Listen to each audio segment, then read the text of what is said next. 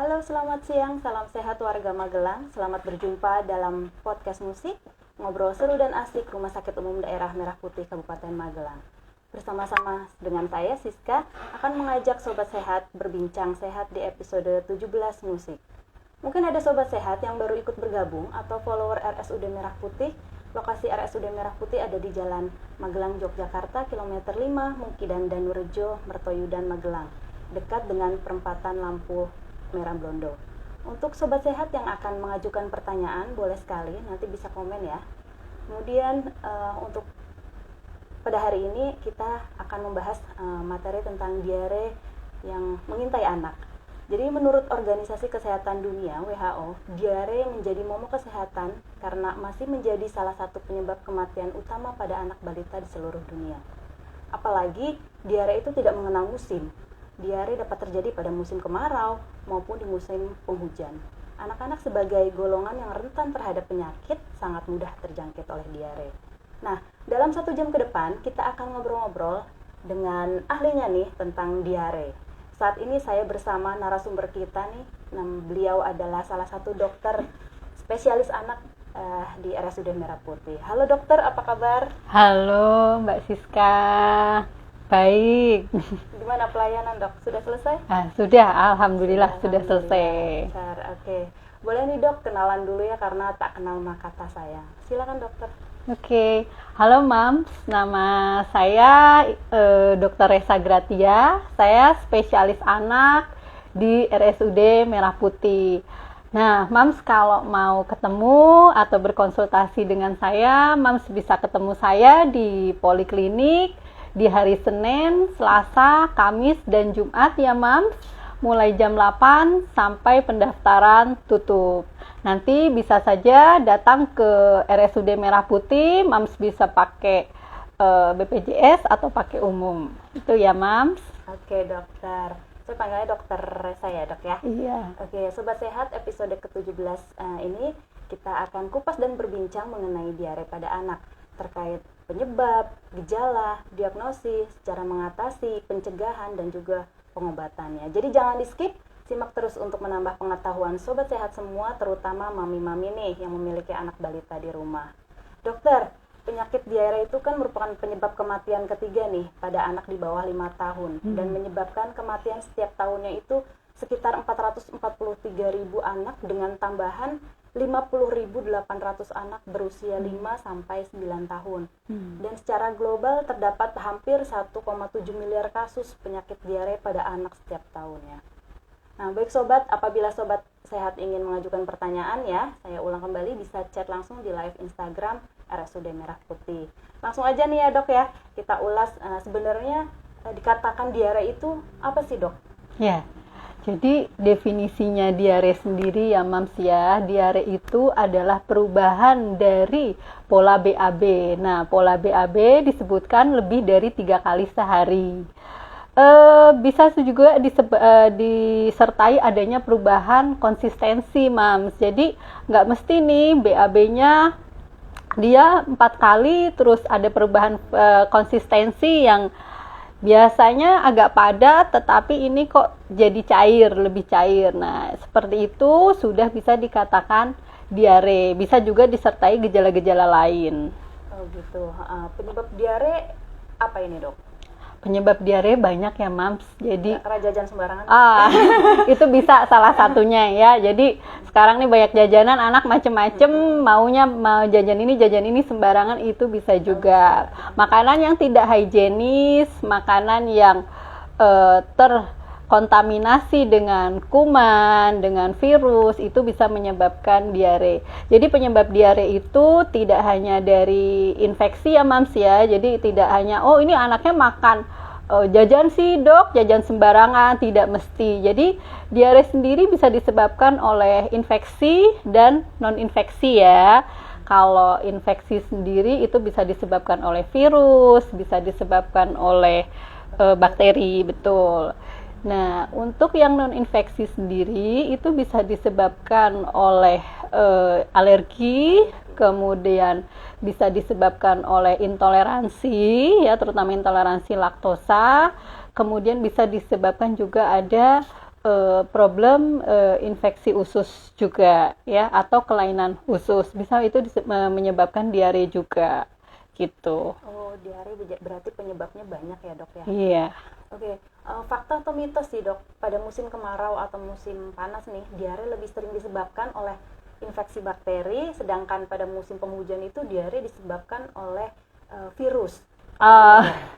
Jadi kalau seperti itu tidak ya. Jadi kadang-kadang gini, dok, ini apa musim mangga ya? Musim mangga banyak lalat, banyak nih anak-anak yang diare. Tidak mesti ya. Jadi itu tergantung. Memang seperti kondisi lingkungan yang banyak faktor seperti lalat itu bisa menyebabkan faktor resiko diare, karena lalat yang hinggap di makanan ya, terus kemudian makanan itu dikonsumsi kita atau dedeknya ya, itu bisa terkontaminasi kuman masuk ke pencernaan, bisa menyebabkan diare. Jadi nggak mesti tuh musim penghujan nih banyak yang diare karena ini, musim panas diarenya karena ini. Jadi ya itu tergantung. Kalau memang karena infeksi ya bisa karena faktornya banyak lalat di rumah ya, resiko juga pasti diarenya juga meningkat. Terus kemudian kalau yang dia memang alergi ya tidak dipengaruhi musim ya. Itu. Karena makanan berarti ya dok ya? Iya, makanan. Kalau alergi ya apa yang dimasukkan ke mulut, makan. Oke, untuk gejala diare sendiri apa aja dok? Untuk gejala diare, awalnya kadang-kadang tidak mesti langsung terjadi perubahan pola BAB, frekuensi atau konsistensi ya Mams ya. Jadi dia awalnya bisa juga, pertama kadang-kadang nih anak muntah-muntah, dibawa ke klinik atau ke rumah sakit nih kadang-kadang muntah-muntah, kemudian 1 hari 2 hari kemudian muncul diarenya.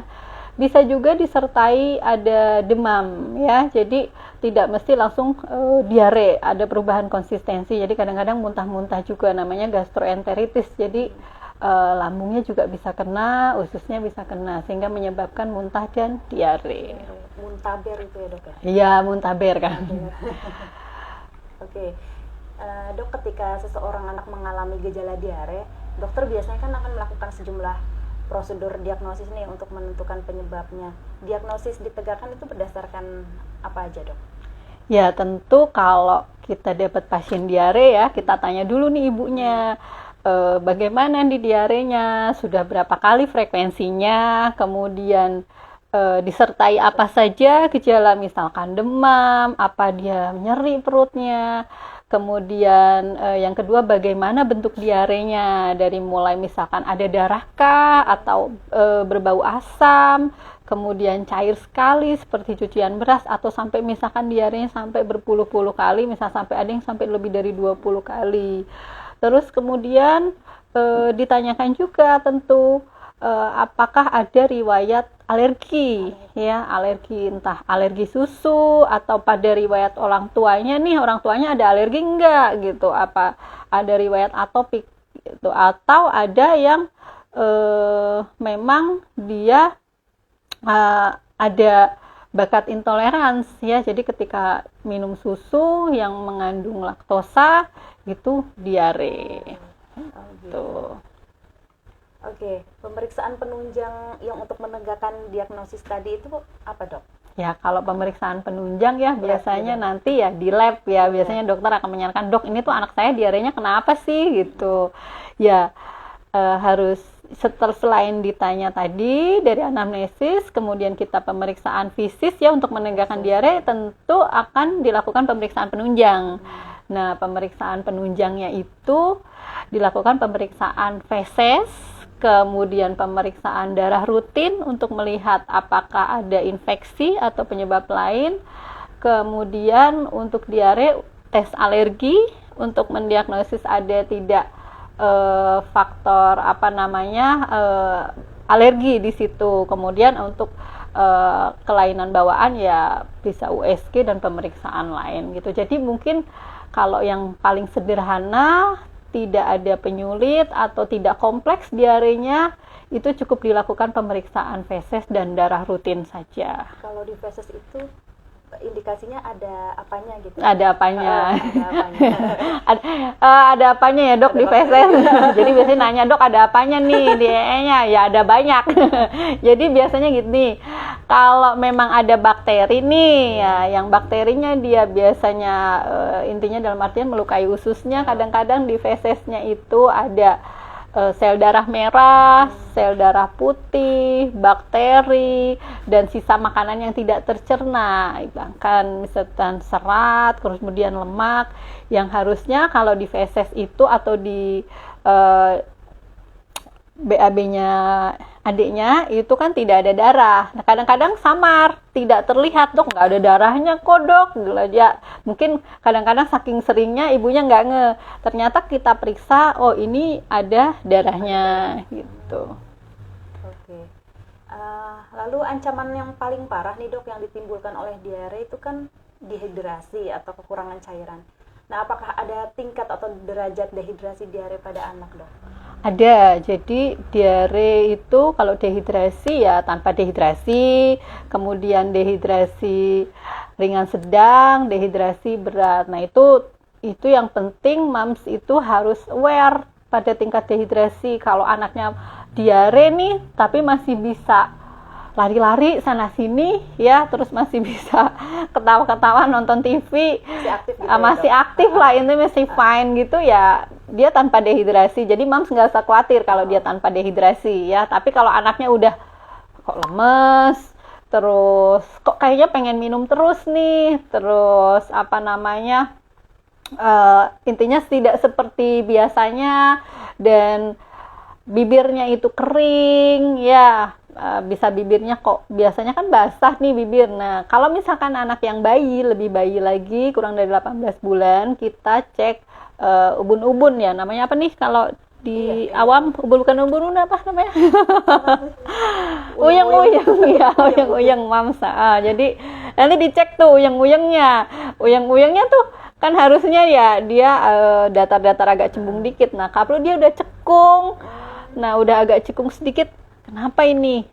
Jangan-jangan dehidrasi, karena kalau anak bayi nggak bisa ngomong, dia cuma bisa nangis. Nah nangisnya juga dia air matanya biasanya kan nangis, air matanya banyak. Nah air matanya kok berkurang nih ya? Karena lemes dok juga. Ya karena lemes, jadi nggak bisa ngapa-ngapain gitu. Gitu. Jadi tadi ada tanpa dehidrasi, kemudian dehidrasi ringan dan sedang, sampai dehidrasi berat. Nah yang berat ini yang moms bahaya sekali. Jadi kalau anaknya udah nggak mau ngapa-ngapain, bahkan minum saja tidak mau, kadang-kadang ngantuk, kadang-kadang bangun, nah itu sudah mulai dehidrasi berat. Hati-hati, dehidrasi ringan sedang diawasin, kemudian dehidrasi berat harus segera bawa ke rumah sakit. Begitu, jadi ya sobat sehat, apabila sudah mengalami dehidrasi berat maka harus langsung menuju ke fasilitas kesehatan. Oke, lanjut dok, bagaimana membedakan antara ini diare, kemudian kolera, disentri pada anak gitu dok? Karena kan kita sebagai awam ya kalau sering buang air besar ya taunya hanya diare saja gitu. Itu untuk membedakannya gimana dok? Ya, jadi sebenarnya semuanya itu diare ya, cuman bedanya adalah gejalanya. Kalau diare pada umumnya misalkan infeksi, sebenarnya hampir mirip-mirip gejalanya, tentu ada perubahan pola frekuensi dan konsistensi itu sudah pasti ada. Nah biasanya ya kalau dari klinis, kalau diarenya disentri, dia ada tenesmus atau nyeri perutnya. Jadi kadang-kadang anak nih kaku gitu. Gak kaku ya, jadi dia kadang-kadang kan nggak bisa mengungkapkan nyerinya ya. Jadi kan nangis kalau mau BAB, setiap kalau terutama bayi-bayi nih kalau mau BAB rewel. Jadi tiba-tiba terus BAB dia diem. Nah hati-hati, itu mungkin gejala tenesmus ya. Nah kalau kolera sendiri dia BAB-nya tuh banyak mangsur ya jadi sering bentuknya seperti air cucian beras. Nah untuk diare disentri juga hati-hati dilihat apa ada lendir dan darah gitu. Kalau ada lendir dan darah mungkin bisa disebabkan oleh disentri. Nah yang moms harus aware, kalau diare yang menyebabkan ada lendir darah, kemudian dia profuse itu sering sampai lebih dari 10 kali, bahkan sampai 20 kali, anaknya lemes, itu jangan didiamkan, segera berkonsultasi ya. Kalau moms mau datang ya langsung ke Merah Putih gitu ya, nggak apa-apa. Seperti itu. Jadi semuanya itu diare, yang penting harus aware bagaimana menyikapinya. Tingkat keparahannya semuanya parah lah ya dok ya? Oh ya enggak, kalau masih ringan tanpa dehidrasi ya mams nggak usah panik dulu. Jadi mams beri saja cairan, terus seperti biasa anaknya suka minum apa? Minum air putih, terus kuah-kuah sop, kuah jus ya. Jangan dikasih yang aneh-aneh ya. Kalau teh gitu, susu gitu boleh? Untuk teh itu tidak direkomendasikan karena teh sendiri kan menyebabkan anemia, resiko anemia. Ya kalau susu boleh. Ya asalkan susu yang tidak menyebabkan diare, kecuali kalau memang dia ada alergi susu sapi. Oh, gitu ya sobat sehat. Oke dok, cara mengatasi diare pada anak di rumah. Langkah pertama yang harus dilakukan sama sobat sehat semua nih. Ya, jadi kalau ada anaknya nih diare, tentukan dulu dia berapa nih. Kali nih dok? Kalau apanya? Diarenya udah lebih dari berapa kali dok? Ya kalau diare ya seperti definisi tadi sih udah lebih dari 3 kali. Oke, 3 terjadi kali. perubahan konsistensi, mams tetap aware ya. Walaupun yang pertama aware-nya itu dalam artian apa? Kita lihat dulu tingkat dehidrasinya. Kalau dia dehidrasinya ya tanpa dehidrasi, mams tetap awasin. Awasin apa? Dia bagaimana nih keadaan umumnya? Keadaan umum tuh masih aktif, masih main, ya mams tetap diawasin apa? Awasin intake cairannya, perbaiki intake-nya. Jadi setiap diare mams bisa beri cairan yang dia mau, dia suka, misalkan air putih, oralit, kemudian kuah sop, atau misalkan jus, makan seperti biasa aja itu. Tetapi kalau dehidrasinya sudah ringan sedang, yaitu mams harus evaluasi yang seperti tadi saya sebutkan ya. Nah, kalau misalnya sudah ringan sedang ya mams pantau, kemudian mams bawa ke rumah sakit kalau memang anaknya sudah tidak mau minum. Gitu. Jangan lama-lama jadi ya sobat sehat, karena semakin tidak tertangani maka derajat diarenya akan semakin parah ya dok ya. Iya, jadi kalau mams telat misalkan ya, kok sampai sini sudah anaknya sudah lemas, anaknya sudah ngantuk-ngantuk, antara ngantuk dan bangun ya, itu ya harus secepatnya juga dibawa ke sini ya. Nanti ya penanganan yang di sini kita juga akan cepat. Ya resikonya apa? Karena pembuluh darahnya sudah kolaps, sudah kekurangan cairan, semakin berat itu agak susah untuk mencari aksesnya. Akses untuk infus lah. Oke, itu ya, jadi benar-benar harus aware nih kalau misalnya anak sobat sehat di rumah sudah diare menuju ke sedang berat, hati-hati. Oke dok, apakah ada tanda kegawatan pada perjalanan diare pada anak ini? Ya, tanda kegawatannya itu harus diawasin ya mams. Kalau anaknya tadi, yang penting lihat keadaan umumnya dulu. Keadaan umum itu gimana sih dok lihatnya ya? Anaknya yang tadinya biasanya lari-lari, main, kok kayak mau tidur aja ngantuk, terus lesu, lemes, sampai nggak mau minum bahkan ya, terus kemudian kencingnya berkurang ya mams. Nanti dilihat kalau anaknya diare, tentu kencingnya harus dilihat. Kalau kencingnya berkurang dibandingkan biasanya atau bahkan tidak kencing ya mams, itu udah pasti dehidrasi. Jadi mams harus awasin keadaan umum. Kemudian bibirnya misalkan kalau sudah kering, pecah ya, atau bahkan kencingnya berkurang atau bahkan tidak kencing beberapa jam, ya langsung saja bawa ke rumah sakit, itu sudah emergensi. Itu tanda kegawatannya ya dok? Iya. Dilihat dari bibirnya, kemudian lesu atau lemesnya, matanya juga cekung kayaknya ya dok? Iya, matanya juga cekung, air matanya juga berkurang. Nangis tapi nggak ada air mata gitu. Iya, bisa. Nangis buaya dok? Nangis buaya, itu buaya ya. Oke dok, apakah ada komplikasi penyakit lain nih dari diare apabila tidak tertangani dengan tepat? Iya, jadi diare yang tidak tertangani dengan tepat, yang pertama yang kegawatannya ya. Kalau memang dia dehidrasi yang tidak tertangani, didiamkan di rumah, dia akan menjadi dehidrasi berat, bahkan shock. Shock itu pasiennya bisa terjadi penurunan kesadaran ya, bisa juga terjadi distres nafas. Kemudian infeksi yang tidak ditangani, terlambat ditangani bisa menyebabkan infeksi luas ke seluruh tubuh, tidak hanya organ lokal ya. Kalau diare kan mungkin hanya di pencernaan. Nah, kalau infeksinya sudah melebar dan sebagainya bisa terjadi ke seluruh tubuh. Kemudian yang ketiga, diare yang tidak ditangani bisa menyebabkan kerusakan di usus ya, kalau memang dia tidak tertangani, atau bahkan si bakteri ini yang tadinya domisilinya nih infeksinya di usus, dia bisa keliling nih kemana-mana, ke seluruh tubuh, ke hati, bahkan ada yang bisa dikatakan amebiasis hati tuh. Oh, bisa menimbulkan kematian juga, Dok? Ya jelas, kalau ya. misalnya tidak ditangani dengan baik. Kasusnya banyak berarti ya, Dok ya? Kalau untuk diare seperti biasa sih, alhamdulillah sih, semoga sampai saat ini saya belum menemukan saat ini yang datang ke Merah Putih dehidrasi berat masih tertangani, alhamdulillah baik, sembuh. Semoga nggak ada ya Mams, semoga baik-baik aja. Oh iya, itu kita melayani dengan cinta soalnya, Dok. Iya. Oke, untuk pengobatannya bagaimana, Dok? Untuk pengobatan diare, Mams, jangan panik dulu nih, langsung kalau diare itu dikasih antibiotik, enggak ya Mams. Jadi diare itu kita lihat dulu, yang pertama berikan dulu cairan ya Mams, berikan cairannya sesuai. Kalau tidak dehidrasi ya bisa diberikan 10 cc per kilogram berat badan setiap diare atau dia muntah. Kemudian untuk yang dehidrasi ringan sedang ya Mams tetap dievaluasi, dibawa ke fasilitas kesehatan, apalagi dehidrasi berat ya Mams. Nah, untuk kalau memang baik masih fine, yaitu tata laksana cairannya dulu, cairannya dicukupi, nggak apa-apa cairannya apa, maksudnya dalam artian kalau sudah makan makanan keluarga, dia pengen minum air putih ya tetap oralit ya. Terus tapi kalau dia mau ditambahkan air putih, kemudian susu, jus, itu boleh sekali Mams. Yang kedua, cuci tangan yang bersih ya Mams. Jadi anak-anak kalau misalkan habis main atau mau pegang makanan itu tetap cuci tangan.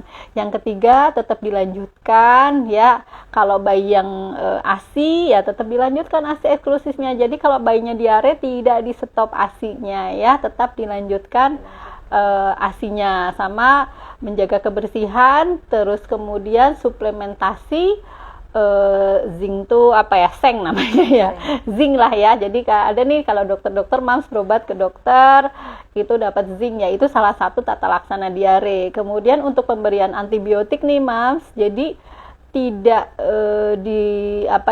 setiap diare tidak selalu diberikan antibiotik ya. Kita lihat dulu ada indikasi-indikasi yang memang diare harus diberikan antibiotik gitu. Kalau untuk yang rawat inap, Dok, itu kan pemberian infus ya, Dok ya? Iya. Apakah sama dengan penggantian oralit?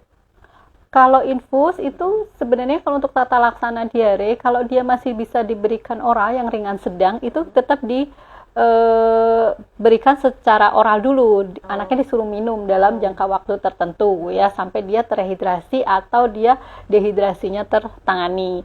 Tetapi pada kondisi-kondisi tertentu nih Mams, kalau anaknya, Dok, anak saya mau diminumin aja muntah, setiap minum muntah, setiap ini muntah, nggak bisa masuk. Nah, kalau kondisi kayak gitu ya terpaksa kita infus gitu. Tanda-tanda kalau anak itu sudah tercukupi cairannya gitu, dari mana, Dok, tahunya, Dok? Sudah nggak dehidrasi lagi nih gitu. Ya.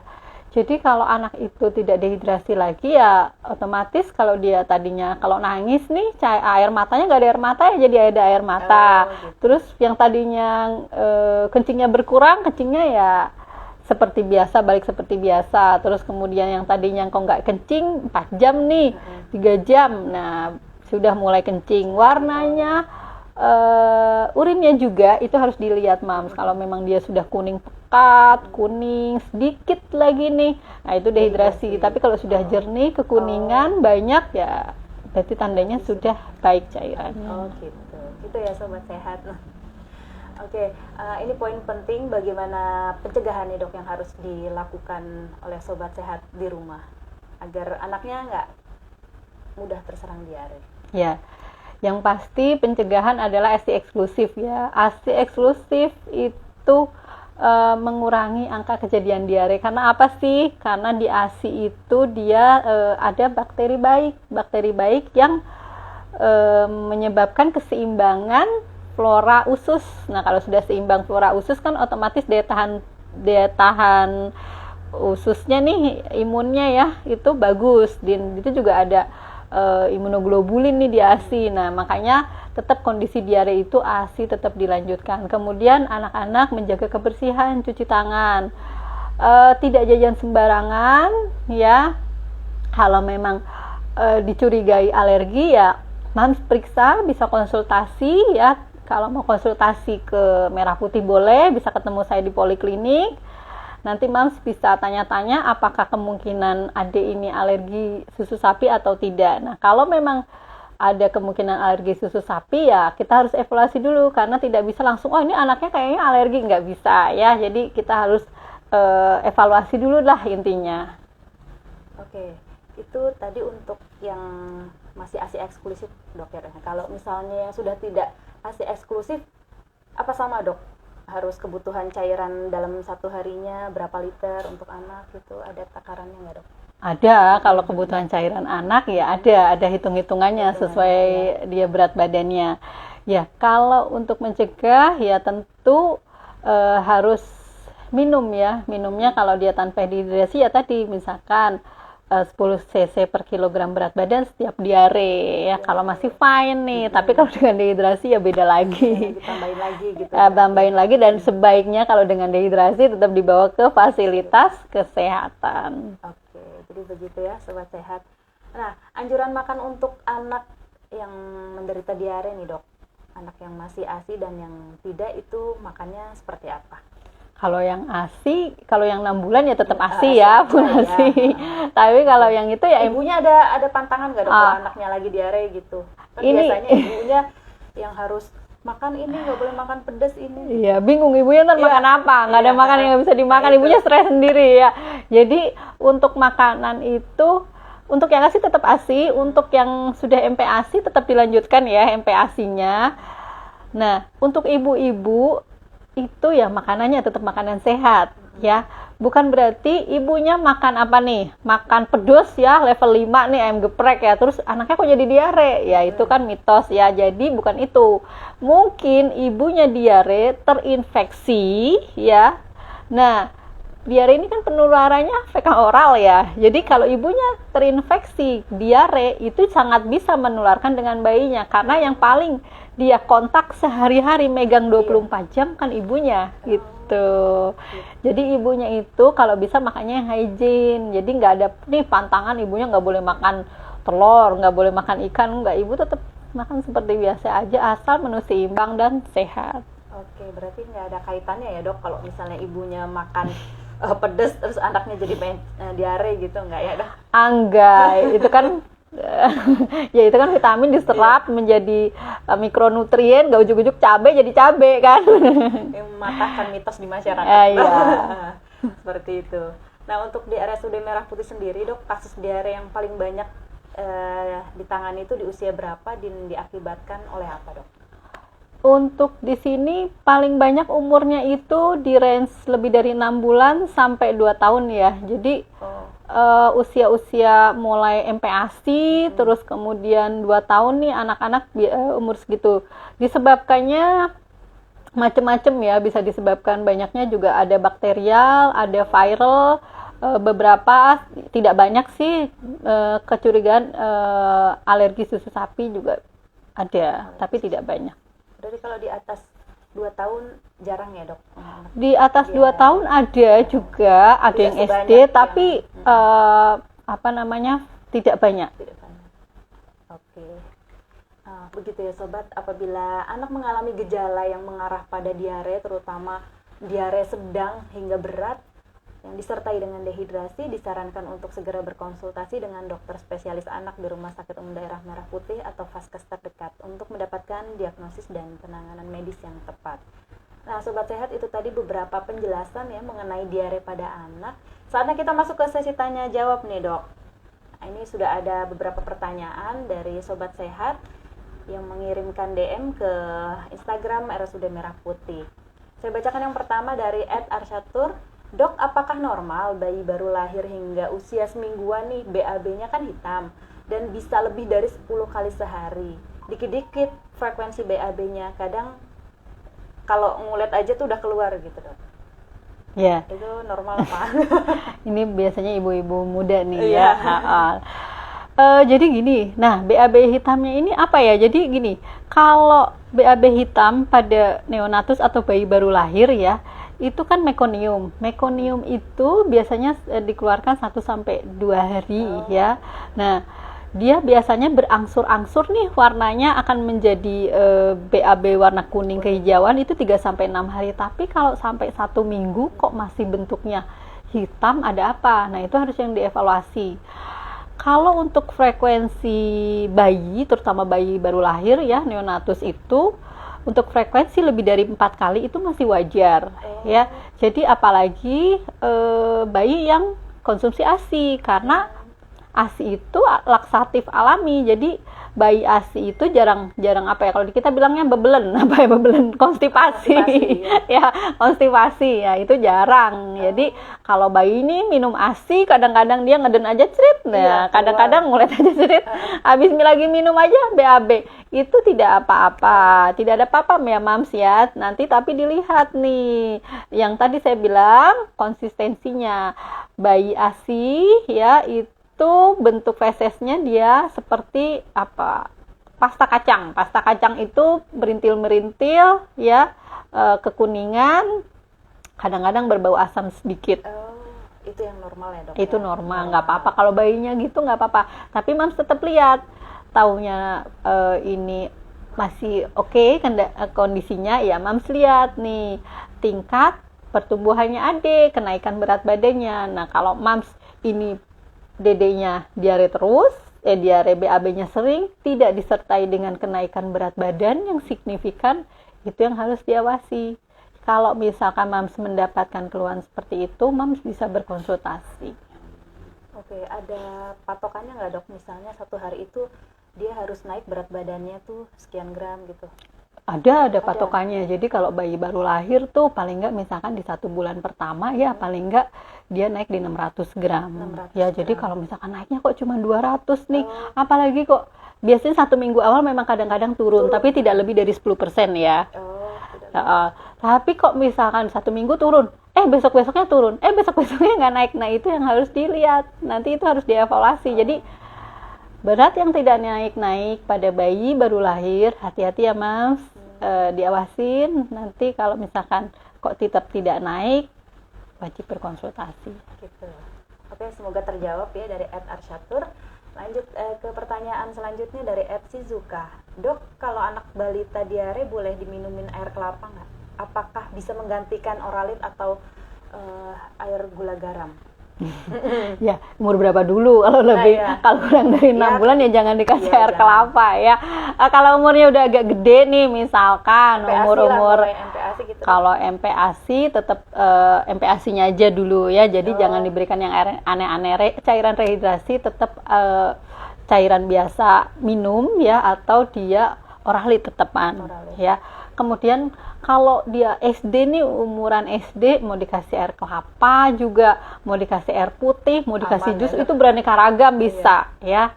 Tapi hati-hati dengan usia-usia yang masih baru awal MPASI itu. Jadi hati-hati untuk apalagi misalkan 1 tahun dikasih minuman kemasan nih, kadang-kadang pasien saya, Dok dikasih ini. Hati-hati juga, kadang-kadang tidak semuanya itu menerima anaknya. Kadang-kadang kok muntah karena mungkin asam. Itu tetap oralit ya. Oralit jangan khawatir, Mams. Jadi, Dok, anak saya nggak suka nih oralit yang sasetan. Sekarang itu banyak berbagai macam merek oralit juga nih. Jadi ada yang rasa jeruk kan, ada yang rasa bubble gum nih, Mam. Jadi, Mam kalau bingung anaknya nggak mau, memang rasanya itu asin-asin manis ya. Jadi mungkin anak-anak ini rasanya apa gitu kan, jadi mungkin kadang nggak mau. Nggak apa-apa, Mams bisa beli yang kemasan. Nanti kemasan ada rasa jeruk, rasa bubble gum, terserah aja deh, nanti ada itu. Jadi jangan khawatir ya, itu tetap yang terbaik karena sudah ada cairan komposisi mineral yang cukup di situ. Oke. Tadi kan untuk yang usia MPASI berarti kan 6 bulan ke atas sampai 2 tahun ya dok. Kalau di atas 2 tahun, di bawah usia SD, boleh dok konsumsi? Kalau yang sudah 4 tahun, 5 tahun, kalau misalkan mau konsumsi air kelapa ya nggak ada masalah. Oke, dok. Gitu ya, Shizuka, semoga terjawab. Oke, selanjutnya dari T. Sahid P. Dok, apabila ada 2 anak di rumah nih, salah satunya kena diare, apakah bisa menulari anak lainnya dok? Kalau memang menular, cara agar anak lain tidak terkena diare juga bagaimana dok? Mungkin apa harus dipisah kamarnya, dipisah alat makannya, seperti itu? Ya, ya biasanya mams nih, misalkan kalau punya anak-anak ya ada 3 anak, satu diare, yang satunya ikut diare, pusing mams yang ngurusnya ya itu. Jadi untuk penularan diare ada resiko, pasti ada resiko karena penularannya itu fekal oral. Jadi kalau mas punya anak yang diare, hati-hati untuk penggunaan misalkan nih habis diare ya, mams membersihkan diapersnya itu sebaiknya dibersihkan di toilet ya. Kadang-kadang kalau misalkan atau di tempat khusus untuk membersihkan. Jadi fesesnya itu ya itu sumber penularannya juga. Ketika misalkan adiknya diare, kakaknya ada di situ juga, mams membersihkan fesesnya tuh, diapersnya di ruangan yang sama, tempat yang sama dengan misalkan kakaknya bermain nih, terus tidak sengaja kan kita tidak tahu nih. Nah, itu kan bisa terjadi tuh penularan di situ. Jadi ketika membersihkan atau merawat pasien yang diare, mams juga tetap harus cuci tangan, ya, itu menjagalah intinya. Berarti untuk mencegah anak lain nggak terkena diare, itu tetap ya hygiene-nya harus di. Iya, itu hygiene karena kalau diare di hygiene. Tapi nggak apa-apa main bareng nih dok? Ya nggak apa-apa main bareng, lagi mana nanti yang kakaknya nangis, apalagi kalau masih kecil-kecil kan, masa kakaknya nggak di tidurnya dipisah gitu, nggak apa-apa, tidur bareng, main bareng, asalkan mams ketika mengganti diapers dan untuk diapersnya itu jangan mams taruh di ruangan itu, jadi ketika diapersnya itu harus dibuang ya mams ya, dibuang di toilet. Jadi kalau misalkan ditumpuk di situ, kadang-kadang ditumpuk, pasti itu biasanya resiko tinggi untuk penularan. Tapi kalau makan bareng disuapin pakai sendok yang sama, piring yang sama, nggak masalah dok? Nggak apa-apa. Nggak apa-apa. Kan fekal oral penularannya. Gitu. Ya, semoga terjawab Teh Sahid P. Oke, selanjutnya dari @icazul. Di iklan medsos anak-anak diberikan zinc sebagai penambah nafsu makan. Sedangkan katanya nih, kalau di medis dok, tadi kan dokter juga nyebutin masalah zinc untuk mengobati diare. Apakah dosis penambah nafsu makan dengan untuk pengobatan diare itu sama? Kalau untuk diare itu dosis zincnya itu kan kurang dari 6 bulan 10 mg, lebih dari 6 bulan 20 mg ya. Untuk nafsu makan itu bisa diberikan 10 sampai 20 mg. Sebenarnya zinc sendiri kan sekarang itu banyak nih, nggak cuma nafsu makan sih mams. Jadi zinc ini kan lagi untuk daya tahan tubuh juga ya, untuk imun nih itu juga baik. Jadi kalau mams mau memberikan suplementasi zinc ya nggak apa-apa, karena zinc di sini fungsinya adalah untuk reepitelisasi usus. Jadi si usus yang rusak tadi nih karena dia sakit diare, dengan konsumsi zinc dia akan diperbaiki di situ, sehingga yang tadinya penyerapannya berkurang karena rusaknya epitel usus atau sel-sel usus itu diperbaiki. Nah, zinc itu fungsinya di situ. Makanya diberikan zinc itu nggak cuma 1-2 hari, tapi 10 sampai 14 hari. Itu kalau untuk yang diare ya dok ya? Untuk kalau diare. Untuk penambah nafsu makan boleh boleh penggunaan jangka panjang nggak dok? Tergantung ya. Jadi gini, kalau anak itu sudah baik, makanan kiranya sudah cukup dengan dia makanan, suplementasi kan tidak perlu. Kalau misalkan dia kok nafsu makannya kurang, itu agak susah makan, ya perlu juga untuk diberikan suplementasi makanan. Suplementasi itu kan untuk menambah yang kekurangan. Kalau cukup ya sudah, tidak usah. Gitu. Berarti kalau sudah nafsu makannya sudah baik, bisa dihentikan konsumsi zincnya ya dok ya. Oke, begitu ya. Oke, selanjutnya dok dari @hani, apakah benar dok saat anak diare tidak boleh minum susu formula? Ini kalau di luar ASI eksklusif dok. Kalau susu formula tidak ya, karena susu formula tetap dilanjutkan tidak apa-apa, kecuali yang tadi kalau penyebabnya yang pertama alergi, ternyata terbukti nih alergi susu sapi. Nah, berarti kan diganti, bukan berarti tidak minum susu formula ya. Ada alternatif apa nih? Apa susu formula sebelumnya yang susu sapi diganti formula yang hydrolyze ekstensif itu. Nah, itu tetap kan susu formula juga, cuman susu formula berkebutuhan khusus. Kemudian yang kedua itu apakah ada intoleransi laktosa juga di situ. Kalau memang terjadi adanya intoleransi laktosa ya bisa digantikan susu bebas laktosa. Oke, gitu. Jadi aman ya dok ya untuk penggunaan susu formula. Ya, asalkan ya tidak disebabkan memang karena alergi atau intoleransi. Oke, selanjutnya nih dok, dari @yanifitri1523, bagaimana cara penanganan untuk bayi usia 2 bulan kalau diare? Entah karena susu formula atau karena yang lain. Oh, berarti kalau susu formula berarti dia tidak ASI eksklusif nih dok? Oh iya, tidak ASI eksklusif ya. Kalau tidak ASI eksklusif ya, Mams lihat dulu kondisi bayinya ya, melihat dulu dehidrasi apa enggak. Kalau tidak dehidrasi, Mam tetap susukan bayinya ya. Intinya pemberian cairan. Kalau dehidrasi tetap diberikan cairan tambahan. Ya, jadi bisa oralit ya. Kalau misalkan oralit tidak masuk, ya Mams bisa langsung bawa ke fasilitas medis rumah sakit ya untuk pemberian cairan selain jalur minum tuh. Dan dilihat juga nanti umur 2 bulan, biasanya kalau 2 bulan itu banyaknya kan rotavirus nih, Mam jangan khawatir. Kalau misalkan dia tanpa dehidrasi diobservasi aja dulu, tapi kalau misalkan dia profuse, biasanya kalau rotavirus itu diarenya muntahnya yang profuse ya, muntah-muntah nih sambil diare. Nah, yang bahayanya kan dehidrasinya. Kalau sudah ada tanda dehidrasi tadi yang disebutkan tadi ya, Mams tetap harus bawa ke fasilitas kesehatan. Oke, jadi cara penanganannya tetap dilanjutkan minum susunya ya dok ya? Iya. Oke, selanjutnya nih, dan pertanyaan terakhir dari @rafinus. Apakah konsumsi zinc boleh diberikan walaupun sedang diare? Ini tadi. Oh iya. Zinc itu ya tentu harus diberikan pada selama diare ya. Jadi yang seperti saya bilang ya, karena dia untuk memperbaiki epitelisasi usus ya, zinc diberikan, dan itu termasuk dalam tata laksana diare di WHO ya. Jadi itu pemberian suplementasi seng atau zinc. Berarti nanti kalau sudah tidak diare, zincnya dihentikan gitu dok? 10-14 hari pemberiannya. Walaupun sudah diarenya sudah karena untuk perbaikan. Oke, gitu ya. Semoga terjawab dari @rafinus. Untuk sobat sehat yang ingin memeriksakan atau berkonsultasi nih ke klinik anak, bisa diulang dokter, mungkin dokter prakteknya tiap hari apa?